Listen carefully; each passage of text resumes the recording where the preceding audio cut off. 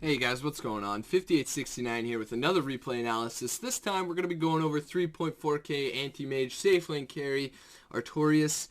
He says this game's pretty much a shit show the entire time, and he's not really sure what he could have done better. I assume he's not really sure what he could have done better. He doesn't actually say that, but he does have some sick golden bashers, and he did send in this replay, so I imagine he's having trouble with how he could have fixed this game here. So we'll take a look and watch this game. I did speed through it real quick. The other team's a bunch of tools. Not really tools. It's some, it's some casual banter, but they are kind of jerks about it. So we'll just keep on going here and keep up with it. So they get a nice early first blood over there.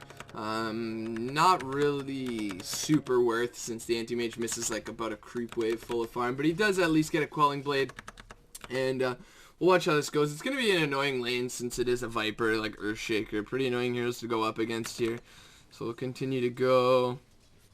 Yada, yada, yada. He does end up farming pretty well for, how pressured he gets early game and how much emphasis the enemy team puts on his lane, which really they should. So he's doing a pretty good job.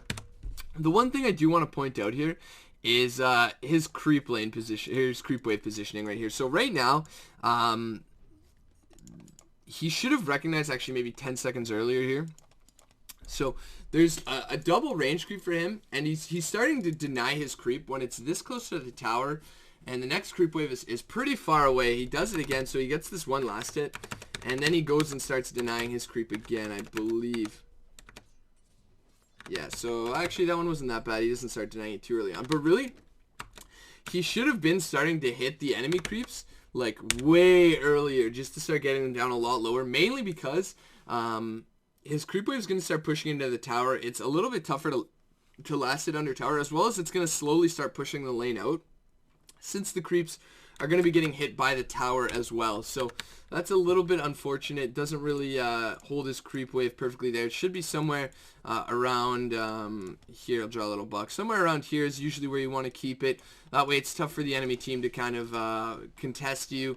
Makes it a little bit scary for them to move up that far, and so just keep in mind stuff like that. Unless maybe they pull and maybe it doesn't make it that bad, but we'll have to keep an eye out for that. As of right now, though, those melee creeps going under tower is a little bit unfortunate. He does a nice job of blocking, but the enemy team side pulls, and that's actually pretty huge here. So we'll keep up the last hits tab so I can keep an eye on how many he has, a little bit easier than looking in that bottom corner there. So he's not doing too bad, still CSing fairly well, but again, it's kind of pushed out. A lot of it is because of that side pull the enemy team got. Your supports probably should have contested that, but unfortunately they didn't. It's under tower. There's like a massive creep wave now, so CSing, fairly well at the 3.4k level, doing a pretty good job here. Getting some nice CS, getting some neutral keeps, moving back into the lane. The Viper doing Viper things, just harassing you out very easily here. Your supports aren't doing a good job of holding them out, and it looks like there's a gank. You've got your ring just about here. Poor man's shield, not the greatest against a Viper since he hits so hard. The reduction really isn't that great. Excuse me. But it is pretty necessary, I think. So, poor man's shield, I don't mind you getting that. That's not a bad idea. It's kind of how the itemization goes after that, which really starts screwing you over. So, you got the ring. You probably should have gone for the treads before the ring at that point. Especially because you just end up rotating bottom. Like if you have treads here, you can really contest this Faceless Void a lot harder than you'd expect. So right now, like, it's a little bit tough. But if you've got treads, you just have to hit him a couple times, and like this Faceless Void's probably sad because his mana pool is essentially a cup of water, and it's a lot easier for you to CS. It's a lot easier for you to move around into the jungle if you have to. It's not that big of a deal. It's just that you're not getting harassed out. So the ring, it really isn't doing that much in your inventory for you here. So you rotate to this kind of aggressive lane, which is super necessary here. That Windrunner illusion scares you, which is no big deal. I totally understand. Void again still harassing you. Get a nice kill. Good old last hit on the AM. Does by his Mask of Madness here. You go treads first. You could have bought them before you TP'd, but that's not, the hugest of deals here. Just could have been a little bit more efficient, getting some nice CS, moving around the map pretty well so far. You get the Perseverance, which I don't mind whatsoever. There is a little bit of a difference. Some people like to get the Perseverance first. Some people like to get either the Claymore first. I think the Perseverance first allows you to be a little bit more efficient if you're jumping into the jungle. as well as just with some general blinking and laning regen. So I don't mind going Perseverance first. I think if you're up against like an offlaner still, or somebody that's sticking around in the lane, it's probably better to get the Claymore just because you can really pressure them out with that bonus damage. But I do think that the Perseverance is alright right now. So 13 minutes, this guy says, like, nice Battle Fury. I don't know, it's 13 minutes in. He's got treads in half a Battle Fury. It's pretty good considering how pressured he was. Going to continue to CS here, not doing too bad. No point in hitting this tower. Like, early on, the most important thing as an anti-mage is to get CS. So you stand there for like 10 seconds. You probably could have killed these 2 creeps and then blink back in time enough to kill these ones. So you do miss some CS there. You got to really utilize the jungle and utilize your last hitting as much as you can early on. That would have been an extra like couple hundred gold, which just means an earlier Battle Fury and an easier game for you because anti-mage is a fun hero and, you know, stuff like that. So again, didn't really need to hit the tower. Could have jumped in and hit the neutral creeps. You are doing it now, but only because you feel pressured by this Earthshaker. I'm really not sure why. You can honestly just start hitting that Earthshaker like 200%. But he's going to leave anyways. And again, so there's the creep wave coming up. There's your creep wave. Doing a pretty good job. Honestly, you can just auto-attack the creeps at this point. There's no point in waiting. Like, you can just start auto-attacking them down. Obviously ensure you can get the last hit, but just start auto-attacking them down so that your lane pushes out to the tower and you can move into the jungle. Because you really don't want to have to be pulled between either taking the jungle or the creep wave here, which now the Earthshaker's under tower. And the Windrunner's there as well, actually, so yeah, you just want to push it under tower. That way it gets killed faster, and then it starts moving back here a little bit safer for you to farm. So just something like that to keep in mind. You could have been in the jungle a little bit earlier as well if you would have done that. I mean, it doesn't end up mattering because they rotate anyways to come and gank you, and then they get this gank. Unfortunately enough, Clockwork misses the hook. Whatever. You still working on your Battle Fury. 17 minutes in. Obviously not where you want to be. You move back into your jungle, and we're continuing to go.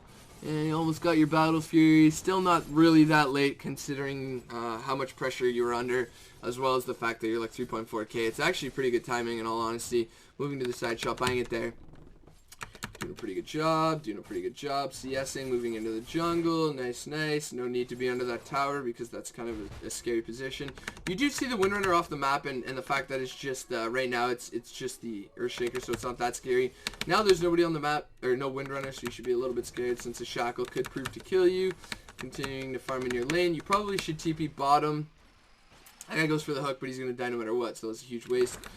You probably should have just TP'd bottom and started moving aggressively into their jungle, but, you know, that's whatever. As well as, no need to join that fight. So your team, that fight's already over. The best you can do is not join the fight to help out at the end. The best thing you can do is to just get at least some farm out of it, because if they are going to die, at the very least you'd hope that you make use of the space that they do spend in order to, you know, die and give you that space. So we're going to continue on here. Not doing too bad. You shouldn't be following this guy. You should honestly just be getting top creeps. You go for this neutral camp. Probably not that worth it considering they don't give you that much. If you miss like 2 CS there, it probably wouldn't have been worth it. I think you maybe only missed 1, which made it not that bad here. Gonna just keep farming. Probably can get 1 more creep wave here before you need to leave. I'm going into the neutral camp here, so good farming pattern so far. Getting the small camp, probably should have just gone into the lane there, but I guess there's like 9 heroes up top here, not sure why. So now you should buy a TP and go bottom. And the second thing I want to point out is that you go for a Manta here, and I can't say I have any idea why. So you don't need the Manta because they don't have an Orchid, they don't have like a global silence, they really have no silence and no easy to dodge stun. So the Manta, like, unless you're sick and you can like prevent getting fissured or like Viper Strike, which I don't even know if you can unless you have like near or like exact perfect timing, the Manta is not that useful. How you want to play AM now, which is kind of like how a lot of the top tier pros are playing a lot of carries, is like the post Miracle Naga carry, which is you cut creep waves like there's no other side of the map. You play so aggressively and you're so deep that it's actually stupid and you probably shouldn't be there. But if you're a hero like an anti-mage, it works out because you've got blink and you're a good player and you've got map awareness. So you get the Vladimirs so you can, you know, you can start pressuring their jungle. You can start pressuring their, okay. push. There we go. Sorry. You can start pressuring their jungle over here. You can blink out over here, take this. You can blink over here, take this. Just be super aggressive, and you can cut the creep waves. And that's how you want to play the anti-mage. That's how you get to the late game. Because the whole, like, 4 protect 1, you just roam around and hit creeps, doesn't really work too much anymore because, you know, people can 5-man and really start to pressure you, especially with, like, a Windrunner who just eats your towers. And it is kind of sketchy because they've got like a Void and a Windrunner. And honestly, if you're playing aggressively, you should maybe die a couple times because even with good map awareness, like they could just be ahead of you and doing something. But realistically, that's where you need to be. And a Vladimir's really helps you kill the creeps that much faster. As well as if you're in a creep wave, it'll help you push. It gives you more mana regen as well as the lifesteal to help you just stay out for as long as possible. So the Manta here really does nothing. The Windrunner doesn't go for an Orchid. Even if she does, it's not going to be there. It's not going to be up until like 26, 27, 28 minutes even. In which case you'll have like a Vlad's and you'll start working on your Manta. And I mean, if they're going to catch you out anyways, the Manta's not going to help because there's probably going to be a Void. They're probably going to like blink shackle you or you know, just have like nine screens worth of initiation range with Earthshaker because that's how Fissure works. So, you know, just keep that in mind. Like the Manta wasn't really going to do much for you this game, and there's no reason that you need to be fighting early. You just need to cut the creep waves, make it harder for them to push by you know them just not having creeps to push with, thanks to the creep cuts that you go for. But so you know, just something to keep in mind here.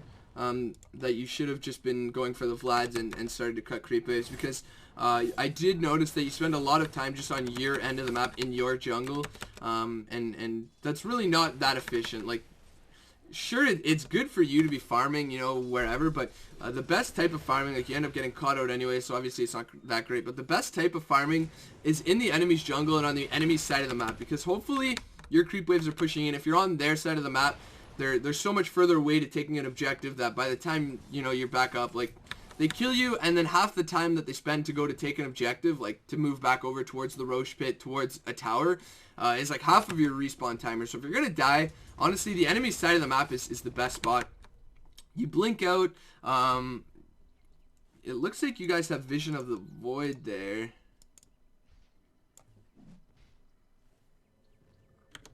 Is that actually true? No, I don't know why the Void was showing on the map there. But you probably could have just moved over into the Ancients at that point. You just have to think about playing pretty aggressively when you play as AM. Because really cutting creep waves is what you should do. You should honestly TP to bot lane. That was a weird TP since you just saw them walk into your jungle there. And right now there's a lot of wasted time as a carry. Looking for more jungle farm. You push that out. Push that out. You should TP bot because there's actually a ton of farm. You can move to Ancients after that. Move into their jungle, which is what you should be doing. Cutting creep waves. Yada, yada, yada. You get a Manta. You're not even using it to cut the creep wave anyways. Like right now, you should either be right here or right here. Like your team is affording you so much space right now that you know that it's completely safe. Like taking this tower, it really isn't going to do that much for your team. Like it's honestly not going to do that much. Maybe a little bit of map vision, you know, a spot that they can TP on if you're pressuring, but like really you should have been up here way earlier cutting this, but more likely you should have been over here cutting this because they're going to take this, they're going to take Roshan here, they're going to win this team fight, and where's the next logical objective? It's mid lane, and there's only a few creeps here, so if you cut this next creep wave at 30 seconds, that's their only creep wave. Like this creep wave's gone, how are they going to pressure this? They've got no creep wave. Your Lina is TPing top to help you push. She shouldn't have done that most likely. But if your Lina just like Dragon Slaves this out and Light Strike arrays and there's no creep wave here, like what are they going to push?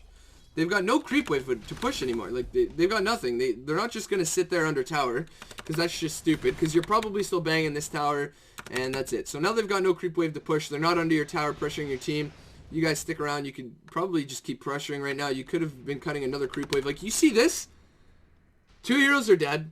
This guy's dead, so there's no way you're winning the team fight. They've got an Aegis, and you're going to be down a Witch Doctor, so you do turn around, but you really need to be cutting creep waves. Like, another 30 seconds goes by, there's no reason that you should be TPing into your jungle here. Like, absolutely no reason at all, because this farm's not going to net you, like, absolutely anything. It's going to net you farm, and that's it, right? As a carry now, you really need your farm to be doing a lot more for you. You really need it to be, like, netting you some map vision, or like taking a lot away from the enemy team. So if you're down here, if you're in their jungle and they're trying to pressure your mid tower, like you're in their jungle, you're taking farm away from them.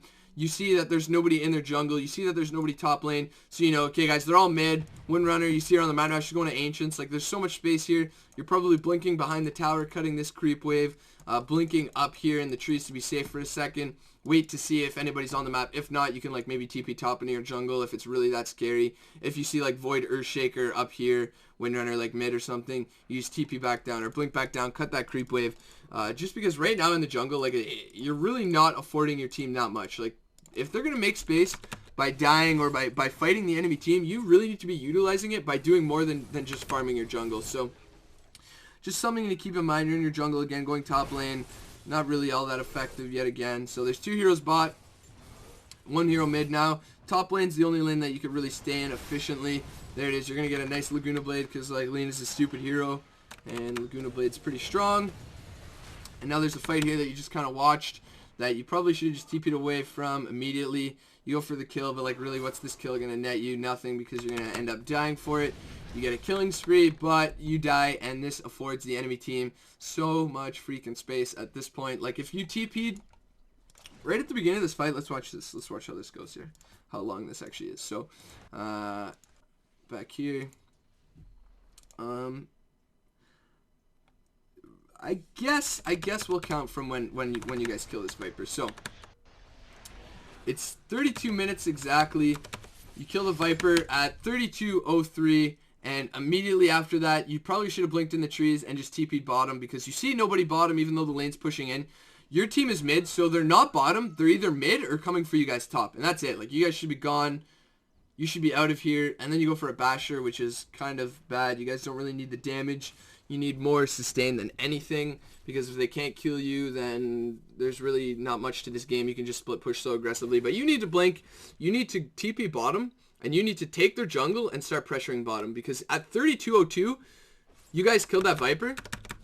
Let's watch how long after you die. So it's now 32:40, you're dead. So that is 38 seconds of farming bottom and pressuring this tower, and maybe they don't even get that kill top on the Lena because they can't. Because look, like she has no TP. You actually should feel so safe. This guy's got a TP in Chrono, but I mean, really, if you're playing well and you're map aware, you're probably not going to eat that. And right now you're pressuring bottom. You took a lot of farm, and really, you're dead for about 70 seconds, I think, or 60 some seconds. You lose out on a ton of farm. Like that's probably like 1,000-ish gold of farm that you end up losing out on because you're off the map in general. You guys didn't end up going bottom and stuff like that. So you go back top. Again, you're just pressuring top lane. You almost died there. She's dead. She lost the Aegis, I guess, right before she died, so sucks to be her. You have no Vlad, so it's kind of tough. You have to get earned up. You're just regenning off whatever. And you got a Basher. Yada, yada.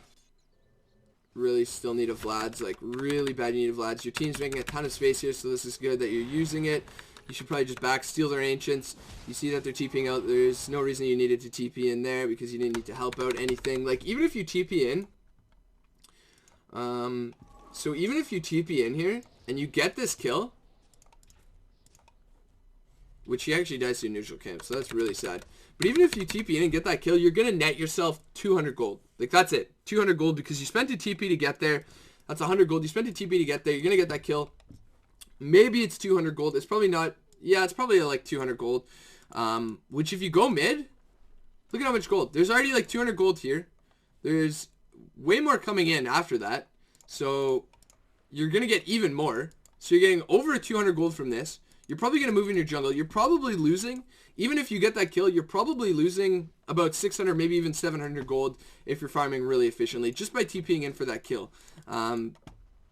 It's just an Earthshaker. Honestly means nothing. He's already got Blink Force Staff. Like, he's got all he needs. Maybe if he's pre-Blink and you get that kill and, you know, it's pre-Blink, so just ensuring the kill no matter what is pretty important just to make sure that he doesn't get that Blink. That's huge. But he's got Blink Force Staff. This guy doesn't even care if he dies at this point. He's like a 4 or he's like a hard 5 because I don't think anybody else is even supporting this game. Maybe the Tuskar. So he's like a 4 position, maybe 5 position. It's kind of a weird pub MMR, you know, captain's mode. It was a captain's mode, so all these heroes were drafted, but Realistically, that was not necessary. You died there, and I'm not saying, oh, like, you died there. It was stupid. You honestly couldn't have known the Windrunner was there. That was just unfortunate. But even if you don't die there, it's honestly not worth it. It's just a support. If it's like a Lina or a Windrunner or sorry, a Windrunner or a Void, and you're getting a ton of farm from that as well, then maybe it's worth it. But from a hero like that, like, you're really not going to get that much. You're the one position on your team. You're very farmed. You're honestly very farmed. And you're killing a 5 position. So because of how, like, gold changes work, you're not getting that much. Maybe the Witch Doctor's getting a lot, but you not so much, especially since you spent a TP to get in there. And as an anti-mage, like, TP cooldowns are super important because you really need them in order to pressure the map a lot. Right now, I'd probably just send my illusions through their jungle to scout out a little bit because it's not that worth it to keep them pushing. Top lane, there's like 9 years worth of farm. You move into the jungle, should be moving top lane.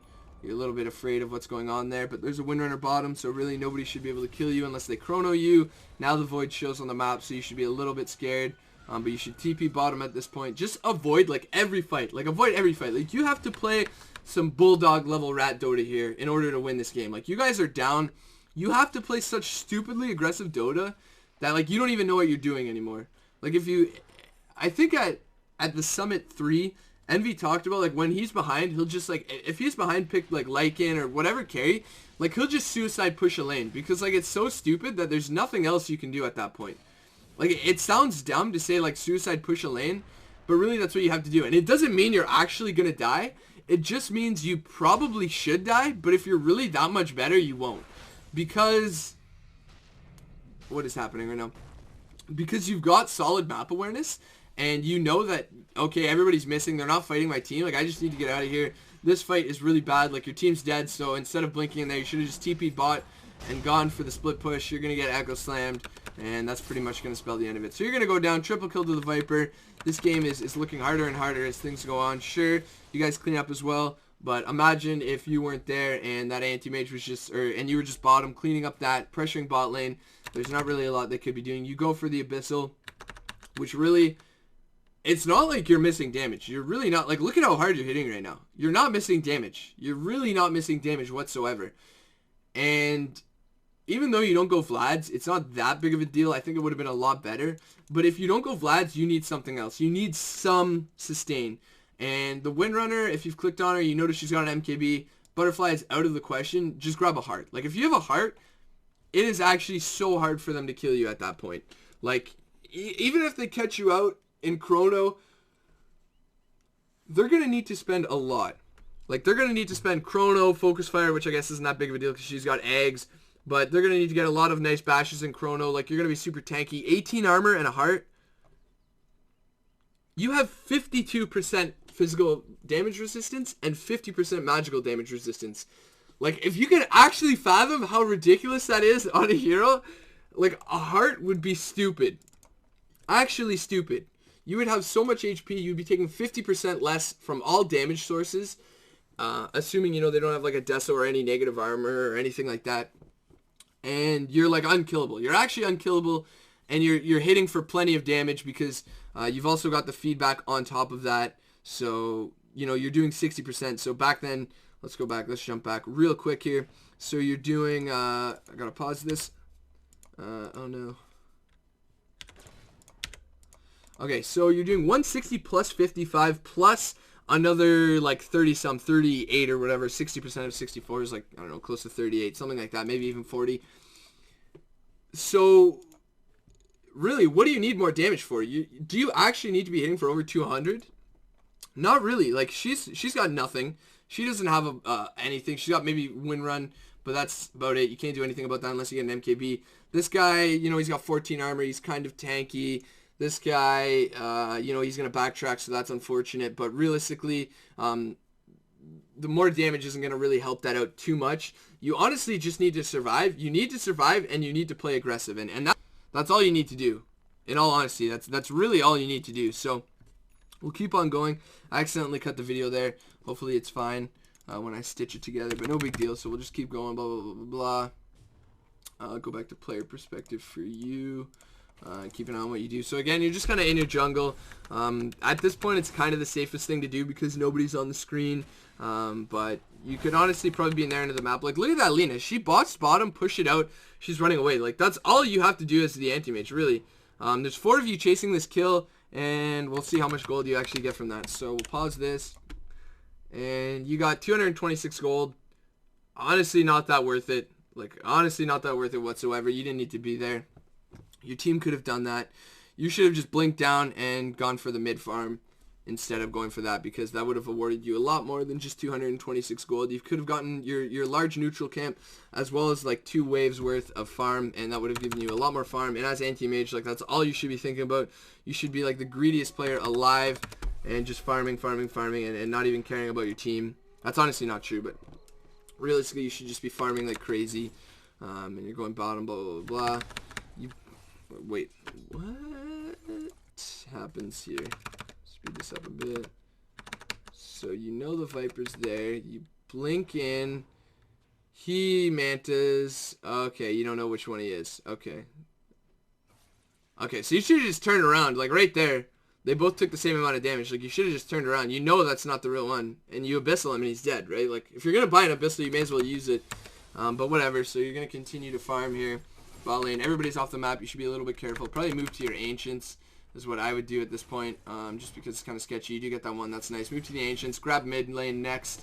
That's nice. Pretty efficient. Windrunner's mid. You should have blinked down bottom yet again. You're going to move into your jungle. You see 2 top. Just go bottom. Maybe kill her if you can. Unfortunately, you missed that, and that's pretty annoying. So that's just unfortunate. Probably not paying attention to her mana there. One more right click instead of ulting probably would have secured the kill. And this is getting a lot harder now that, you know, everybody's dead and you're losing racks. And it's not unwinnable. It's certainly not unwinnable. But now you're going BKB, and like anytime you have to go BKB as an anti-mage, like, you're super sad because that item really does nothing for you other than preventing you from getting like stunned. But really, look at what they've got. The Windrunner's just going to focus fire to you anyways. The Void's going to chrono you. You're still going to get Viper struck. Like, it really doesn't matter if you got a BKB, like, at all. You get that kill. That's pretty huge. You got a monster kill. You just got 1,500 gold. I'm actually pretty disgusted by that, but that's whatever. You're going to keep going, getting like a ton of farm right now. This is actually huge. Keep going. Blah, blah, blah, blah. And yeah, every lane's kind of pushing out. There's not much else you could have done here other than done that. Maybe you guys probably could have Roshan if he was up, which I think he was. Maybe not. You're doing a good job of staying on the enemy side of the map. You're going to have to go top soon, though. And okay, so you BKB there, but like, look what that BKB has netted you. It's actually really did nothing that fight. Like, you still almost died. So a BKB was really not the item in this game. It was honestly, I truly believe that heart was like huge this game, like actually huge, like just stupid. So still getting kills, yada yada yada. People are dying. They take Roshan because you guys don't after you had that huge lead. You're gonna get another kill there. She bought back, so like, you guys should win this game, but just shit's going on all over the place. This game is a shit show. You were not wrong. Not in a bad way. I just mean a shit show, and like, you guys are racks and it's like all over the place. So I actually would have liked to cast this game, but the replay analysis is equally as good here. So you're still going. Yada yada yada. Still farming. At this point, there's not much else to say. I think they've already won this game because. There was not a lot of global pressure. Like, you farmed well, you did, and then you buy Rapier, which is like,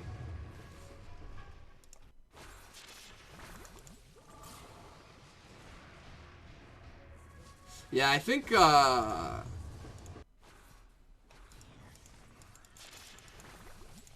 okay, so a couple things right there that are just mechanic things. One, you stacked your stun a little poorly. That's probably because you had the Rapier and you're like a little bit, I don't want to say scared, but like you're freaking out. You're like, oh my god, guys, I got a Rapier, whatever. I'm not trying to be rude there, but you're probably just like, holy shit, I got a Rapier. I got to make sure this guy doesn't turn around on me, but he does anyways, and he turns around on you.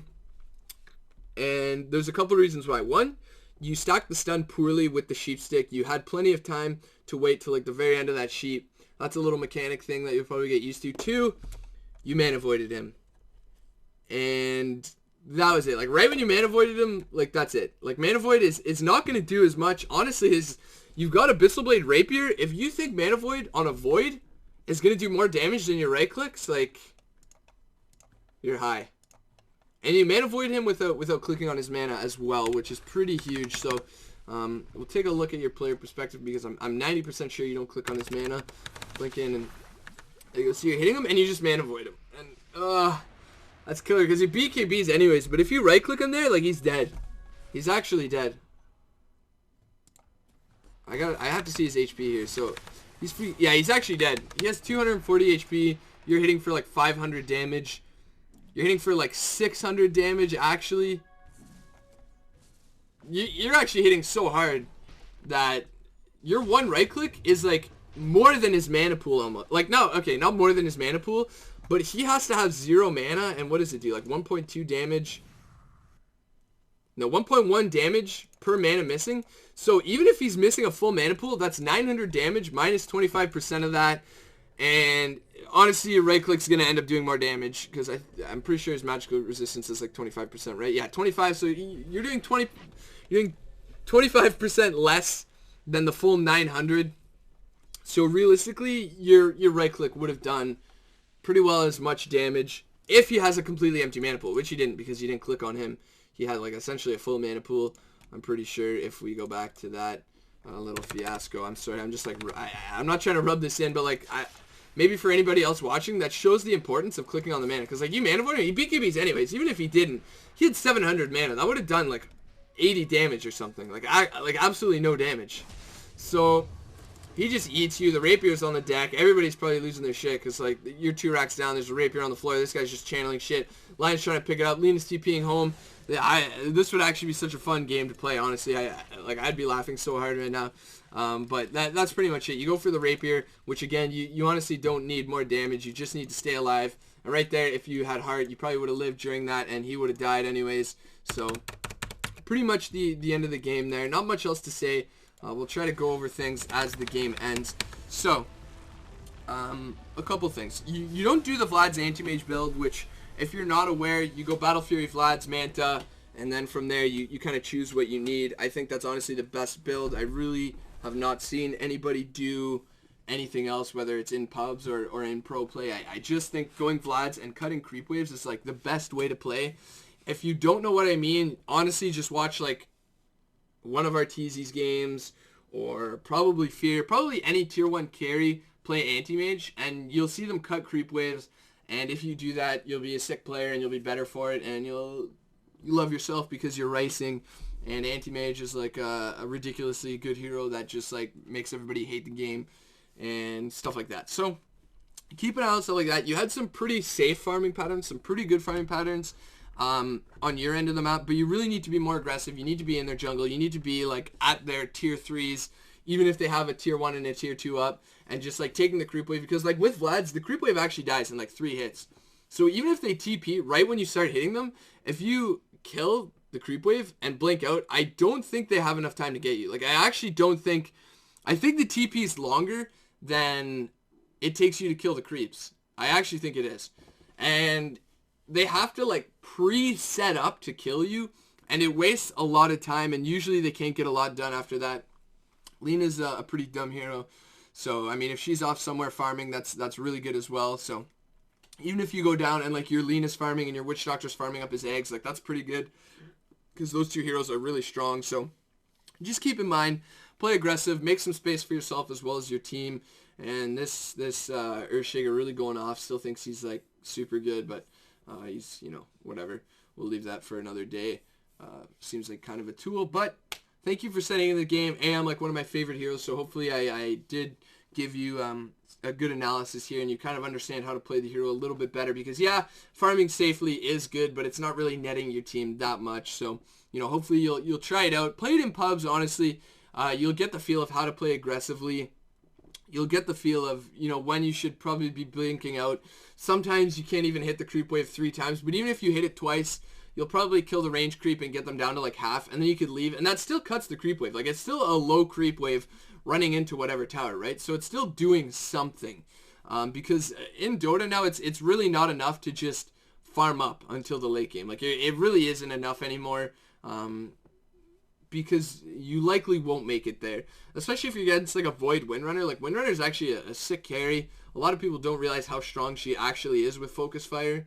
And I'm not saying you can't out carry her, but I'm just saying like you guys didn't have 2 carries, and not that you needed to end it earlier than them, but just that you needed to take the pressure off the map by playing aggressively. So hopefully, you know, you remember that, as well as you remember, you know, how to control your creep wave early on. You let it go under tower, which was a little bit unfortunate. Gave the enemy team a little bit better positioning for their offlane heroes. Your supports weren't really harassing them that well, and if you guys are a team, maybe relay the info to them that the supports need to work on controlling the offlaners or the offlaner a little bit better. But nonetheless, it was a good game, so thank you for sending in, and I had some fun analyzing it.